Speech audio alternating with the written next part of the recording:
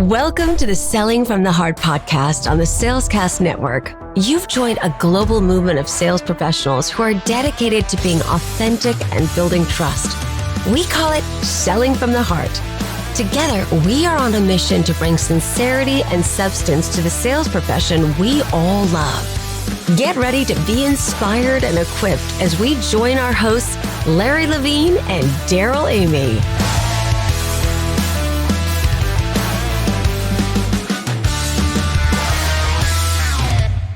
Hello and welcome back to the Selling from the Heart podcast. Your co-host, Darrel Amy, here today with Larry Levine. What's going on, Larry? Another phenomenal, fantastic, and brilliant day here at Selling from the Heart. That's all I'm going to say, A lot of adjectives, folks. Yeah, it's going to be a good one. You know it's going to be awesome when Lee Salz is in the house. Just get ready. We've got a fantastic conversation teed up. And one of the best things about Selling from the Heart is all of the incredible conversations we get to have with incredible people. Yeah, absolutely. So I'm going to give a shout out to a guy, Darrel, that I met through you. His name's Paul Fuller. Paul Fuller is an amazing guy. I had the privilege of being on his podcast recently. What an amazing guy. We had a fantastic conversation. Paul Fuller, I appreciate you. Hear, hear. I love Paul and love what's going on inside the Selling from the Heart community. And one thing that is of value inside the Selling from the Heart community is authenticity. And close behind that is staying fired up and motivated. And that's why we're so happy. I am happy. And I think Larry is too. I know a lot of people subscribe to this. It's the Selling from the Heart daily dose of inspiration from Larry Levine, none other than Larry Levine himself, served up fresh daily right here as we head into the end of the year, into a new year. You could use some motivation. I can use some motivation, and you can get some motivation at the daily dose of inspiration. Just go to sellingfromtheheart.net/daily. It's free. It's fantastic. And Larry, it's fun. How's that for some alliteration? Oh, gosh. Oh, my gosh. But no, it's one of your many sicknesses. That's why I love you, Darrel. But I will tell you this. I got to throw a highlighter on this. Never once has anything been repeated on the daily dose. There you go. I'm years and years into this. It's a fresh thought every single day. So hold Larry accountable to that. Go to sellingfromtheheart.net/daily. Get your daily dose of inspiration. We have a fantastic show on tap today. We're bringing back the sales guru himself, our good friend Lee Salz. Business leaders facing stagnant sales figures know that Lee is the go-to expert for elevating their game. Not only is the ingenious mind, Lee Salz himself, behind 2 international bestsellers on the topic of sales differentiation, but he's now also the architect of the Sales Organization Maturity Assessment, a pivotal tool that helps companies understand their sales force's current state and helps them pinpoint strategies for exponential growth. It's great to have Lee Salz here. Welcome back to the Selling from the Heart podcast, Lee. It's great to have you here. Guys, great to be back. What is this? I think my 5th time on the show, isn't it? I think Lee's one of my all-time favorite guests on the Selling from the Heart podcast. Every time Lee and I get into conversations, I always say, Lee, you can come back whenever you want. Lee's got an open ticket anytime. You know what you have to start? Since this is, I believe, my 5th time. You see on Saturday Night Live, they have the 5 Timers Club. Yeah, there you go. We can definitely start that and bring out the little smoking jacket and everything. Well, one of the great things about being back 5 times is you have 5 different opportunities now to get the answer to this question right, which is, what does it mean to you, Lee, to sell from the heart? Well, I hate to bring down the conversation a little bit, but I need to tell this story. My dad passed away at the end of December 22nd of last year. And when someone close to you passes away, not only do you mourn, but you also start looking at your own house and saying, do I have all the protection in place that I need to have for my family? And when I looked at our situation with our will and trust, I recognized we did not. So how do you hire an attorney? They all sound the same. They all have the credentials. Pricing's all over the place. And the conversations were pretty much the same too, except for one. This one attorney, after I had taken her through what my needs were, says, Lee, I got it. I know exactly what you need, but I have a question for you. So, okay, what's that? She says, do you have a medical power of attorney in place for your kids? A what? A medical power of attorney. Never heard of it. Not for kids anyway. She says, let me tell you a story. My son and his friend were on a trip, on vacation, and my son's friend got sick, had to be hospitalized, and his parents wanted to direct his care. And because there wasn't a medical power of attorney in place, they were just background noise. They wouldn't listen to the parents. And you mentioned that you have 3 kids over the age of 18. Do you have that? And of course, because I didn't know what it was, I didn't. So the other attorneys, they were just looking at it as a project. Here's a price, do a will trust, what have you. But because she understood what I was trying to accomplish, I truly believed she was coming at this from the heart and saying, Lee wants to protect his family. And so she expanded the conversation into something I hadn't even thought of. And that's why she got hired. Did it cost me more money? Absolutely it did. But that wasn't the point. The objective was protect my family. She helped me achieve it. Oh, great story. And, here, Lee, this is the first word that popped in, and I'd be curious your thoughts on this, because we've had prior guests come on talking about how important trust is. Mm-hmm. The minute you started engaging that conversation and you knew she was taking that conversation in a different direction, where did the trust factor sit in your mind? I'm just curious. It skyrocketed. Yeah. Well, when I saw that she cared, I mean, it didn't feel like, salespeople are so worried about, oh, well, if I upsell them, I'm going to come across salesy. Yeah, she made more money on that, but I didn't get that impression. I felt like, okay, Lee's trying to take the steps to protect his family. This is, if he wants to really do this, this is what needs to be done. And salespeople need to stop fearing that and have the conversation based on what their prospect is trying to accomplish. I love it. I love it. And this is there's a level of maturity around somebody that is able to do that and stand with confidence in not only who they are, but what they believe and what they want to do. Which kind of brings us to the topic of today's conversation is the sales. You like what I did there, huh, Lee? The sales organization maturity assessment. And, just as individuals go through stages of maturity, companies and their sales teams go through stages of maturity as well. So I've had the opportunity, and I know Larry has as well, to take a look at this. I think the concept behind it is brilliant. Talk to us about sales organization maturity and what's that all about? Absolutely. Well, my wife, Sharon, got a kick out of that because she knows I am not mature. There are expressions that we use to describe a sales organization. We call it a sales department, a sales team, a sales force, and we use the expressions synonymously.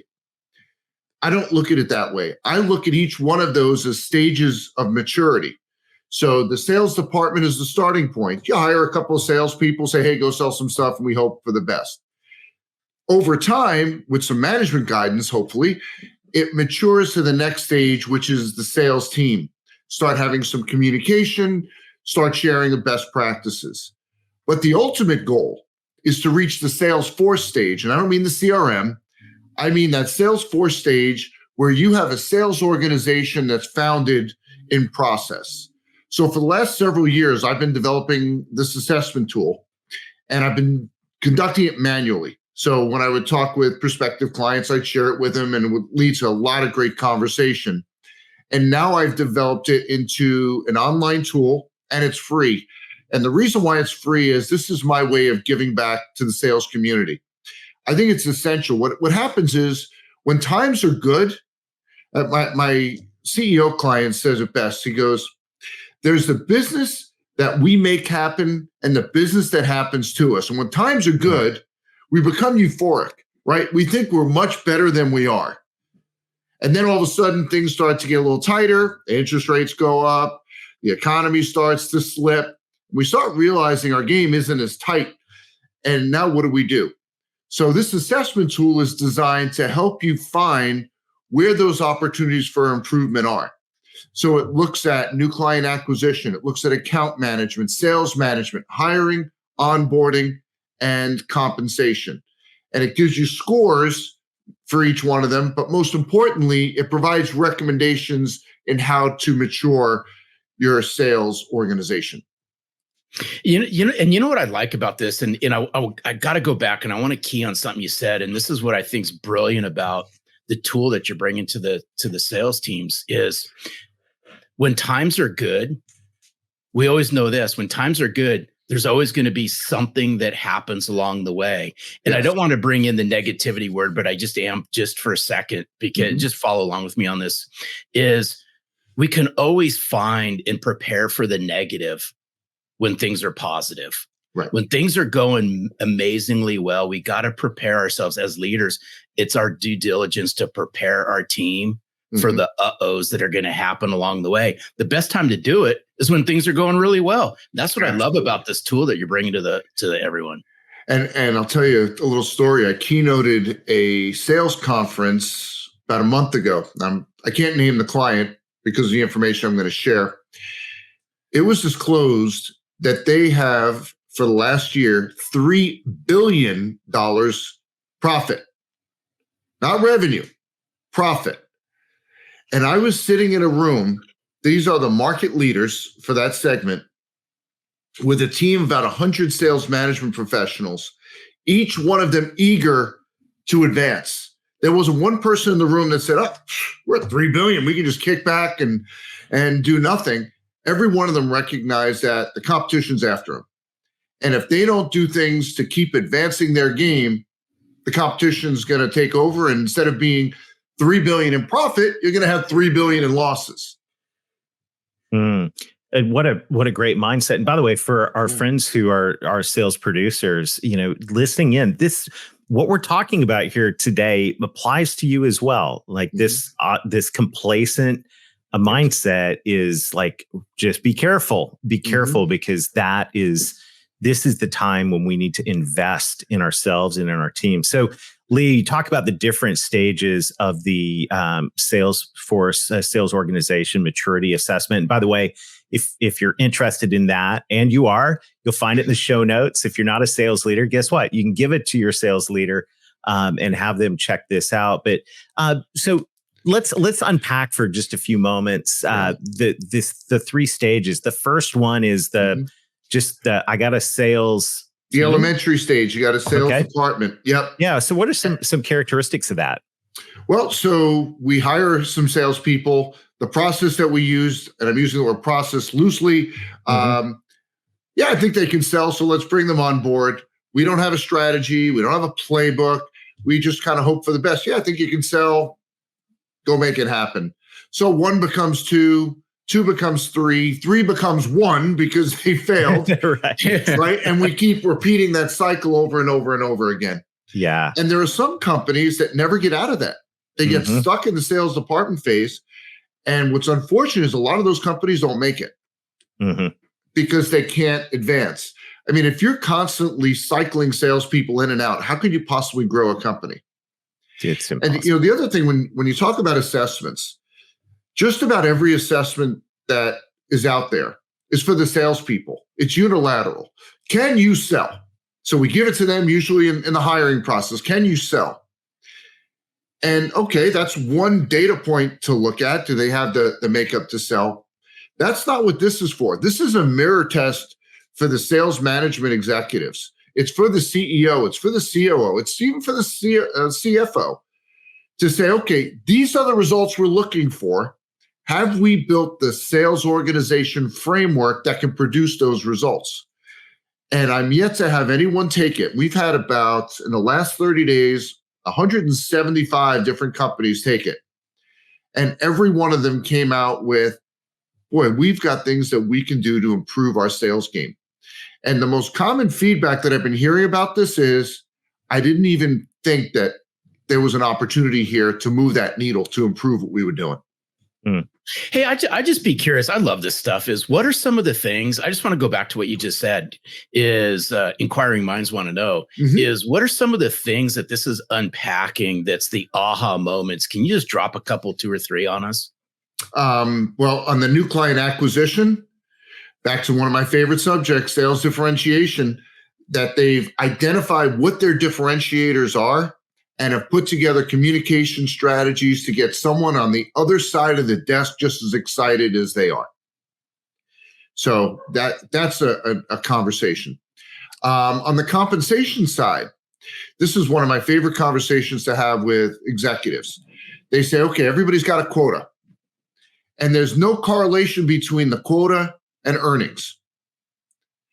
So what happens? Salespeople sell enough to make the money they want. They reverse engineer the plan, say, okay, if I sell this much, I make this much, and I'm happy.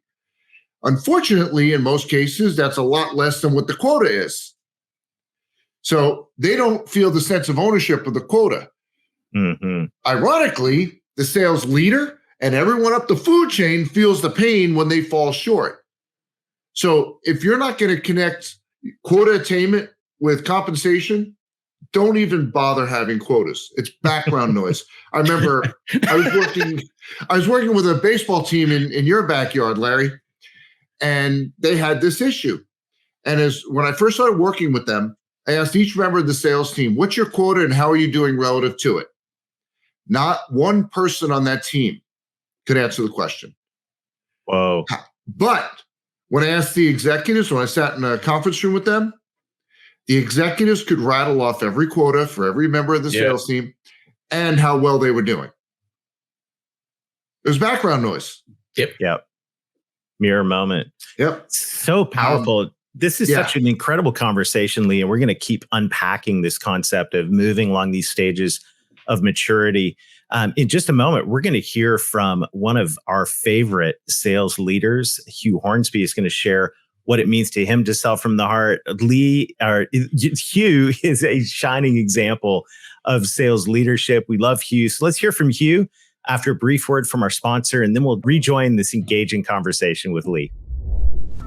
Are you ready to take your career to the next level? One of the best ways we found to do that is to surround yourself with like-hearted sales professionals. And we've heard that saying, you're the sum of the people that you hang out with. Well, if you want to hang out with some sales professionals that also want to take their career to the next level and believe in selling from the heart, we invite you to join us in the Selling from the Heart Insiders Group. This is a weekly gathering of like-hearted, like-minded sales professionals and sales leaders. We truly build community each and every week. One of our favorite things is they're up close and personal with thought leaders, former podcast guests, and people that challenge us to grow in sales.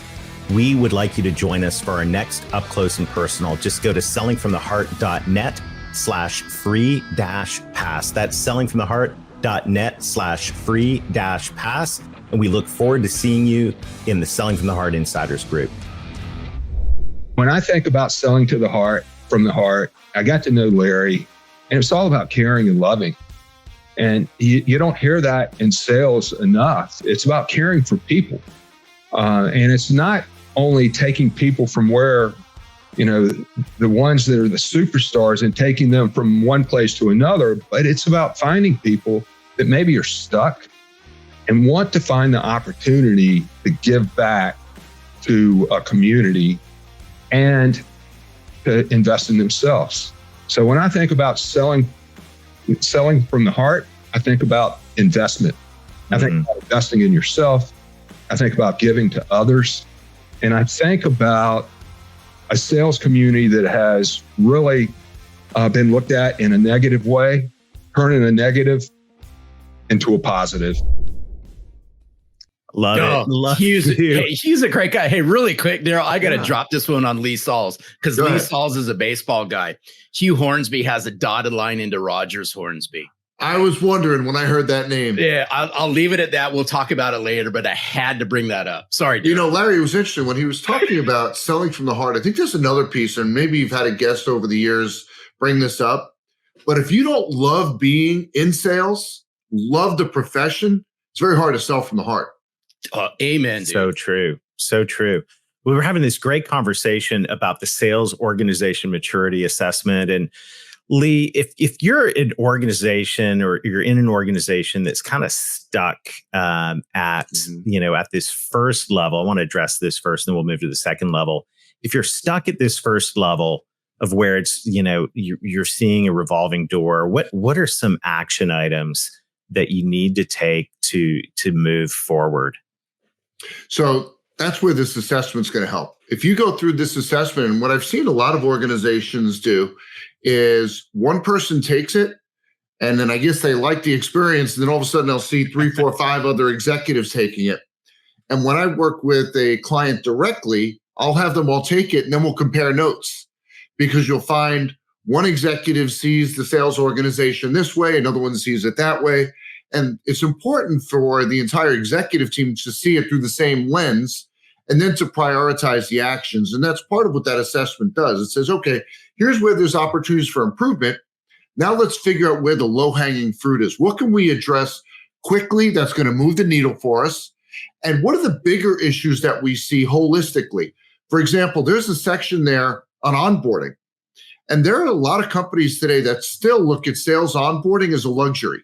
I hired a great salesperson, they should be able to figure it out. And that's the type of company that has that revolving door.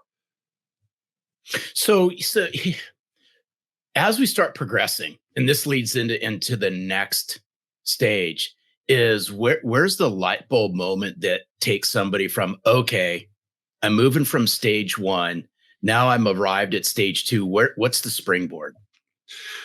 Inconsistent results and failing to meet expectations, where you start going, we're just not getting where we need to be. And so that's what leads them to start seeking answers. And back to what we were saying before, there are some organizations, again, when they're euphoric, the world is great, and business is happening to them, they say, oh, we don't need to invest now because everything's great. Then things start getting tight, and they realize they don't have the systems, they don't have the framework in place, and they don't have the dollars to invest to fix it. Now what? Big problem. Mm-hmm. So you're at the sales team level, right? The middle level, and you want to move forward into the level of the sales force. So contrast a sales team from a sales force, and what does it take to move up to that top level? So in that sales team phase, now we start having some communication among the members of the team. We start identifying some best practices. Hey, here's an idea that worked for me if you want to try it. So everything is still very informal. It's kind of idea sharing, if you will, but it's still up to the salesperson to figure out how they want to sell. And one of my favorite expressions to put out there to salespeople is, if you can name a company that is described as a sales powerhouse that allows their salespeople to wake up in the morning and decide on their own how they're going to sell, name one, and I'll quit the business. Right? If you look at top performing sales organizations, they have a framework. They prescribe every step of the sales process. They have a prescribed hiring approach, a prescribed onboarding approach, a prescribed account management approach. That's another aspect that's very arbitrary in organizations, and I talk about that in my book, Sell Different.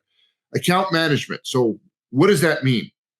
And a lot of times I find the description is really customer service.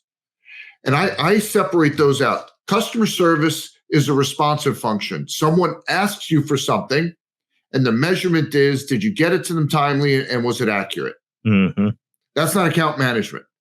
Account management is the proactive value you provide above and beyond what you're selling. And that's an investment for the company, right? You're investing dollars in that relationship. So for those that see that split, they look at, we have a ranking of ABC of our clients, right? You see it all the time. This is our A list, our B list, our C list. And they only look at it one way, recognized revenue. So if you look at it that way, you're going to take a client, let's say Apple. You have a smidgen of revenue for them, so they rank as a C on your list. And A, you have organizations that treat everybody the same. Well, that doesn't make sense, because if I'm generating $1 million in profit for your company and another one's generating $1,000 in profit, you can't provide the same level of account management. It doesn't make sense. The other part of that is, when you start looking at that spectrum, the A, B, and C, you have not only the same experience, but the individual salespeople decide what level of account management they're going to provide. And who always gets the best account management? The nice people. Nice isn't a metric. They're really nice, so we're going to overstate them. I'm going to meet with them every week, and we're going to take them out for fancy dinners and all this stuff. And the big guy that maybe challenges you a little bit more, we do this.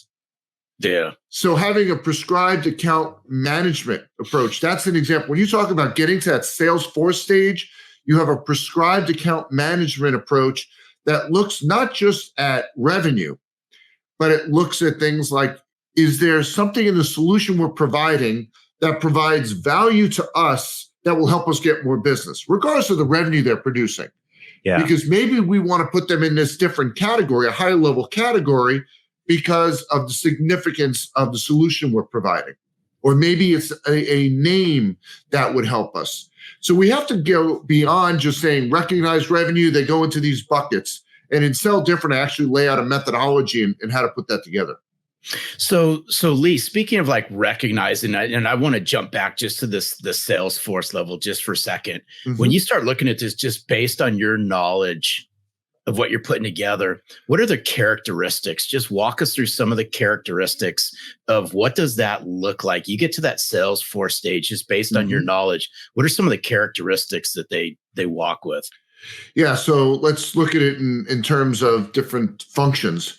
So when we talk about hiring, for example, they're not looking for great salespeople. See, I'm a contrarian. I don't believe there's this thing called a great salesperson. And of course, I always get the eyebrows going, what does he mean? I can prove it. Because I'll say, how many of you so-called great salespeople, when I say like great resume, the track record, polished look, have you hired and they failed in your sales organization? And they all have countless stories of those.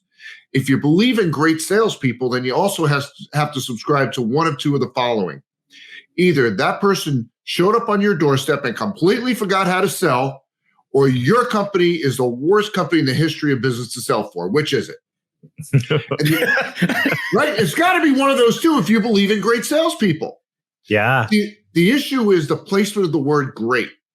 We need to look for the right salespeople with the potential to be great in this specific sales role. Every sales role is different. The factors that lead to success, failure, or underperformance are different in every single sales role. So when we talk about going from a sales department all the way to a sales force, if you're at the sales department, you're looking for great salespeople. If you're at the sales force, you already had a sophisticated look at what it takes for someone to succeed in a role, what caused them to fail, what caused them to underperform. And you have a methodology in place to evaluate sales talent so that you can make an informed, educated decision when you extend that offer. I'm not looking for a perfect salesperson, but I want to have clarity when I make that offer. I love it. I love it. Such a powerful conversation. This framework just got my mind spinning. And I know everyone else listening in is going, man, this is, what am I? What stage of maturity is my sales team? And maybe I already know.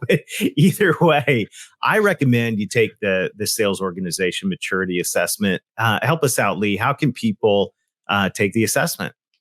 I appreciate you guys. Thank you. Thanks. Awesome. Larry, wow. I'm just so glad he isn't assessing maturity of podcast hosts, his sales team. I know. So that's a good thing. Hey, where would we rank? I don't want to know. Inquiring minds. But yeah, seriously though, this conversation, I love. I've been a part personally of several different sales teams. I've seen hundreds of different sales teams, and I can think, about different companies that I've experienced personally and know of that fit into these different buckets. And I think this moment, especially at this time of year right now, as we're getting ready to flip the calendar, this is a good time for some reflection for sales leaders that are listening in, as well as executives, to go, okay, well, where are we in this level of maturity? And there are very important things to be talking about because, hey, the time to do this is now. When's the best time to plant a tree? Well, It was 20 years ago or today. So if you didn't do this 20 years ago, this is something we all need to be thinking about. And as you're planning for 2024, this is a good one to put on your list of priorities. Absolutely. And I just look at myself, and I'm always asking myself, where can I improve? How can I improve? And you know this because I'm constantly asking you, Darrel. Mm-hmm. I would encourage all leaders out there. It's okay to open up the cupboards. It's okay just to lift up the hood. Because you're never going to know what you find, but you can find opportunity there that you didn't know before. Yeah, I think that's absolutely true. So what a great conversation. Thanks again to Lee for sharing his wisdom and his heart with us today. Thank you to everybody in the Selling from the Heart community, especially those of you who are liking, sharing, and reviewing this podcast. It helps us spread the message of authenticity as together we build this movement of authenticity and trust right here in the sales profession. Larry, we got holidays, we got New Year, we got a lot of great things going on, and I'm excited about all that's ahead.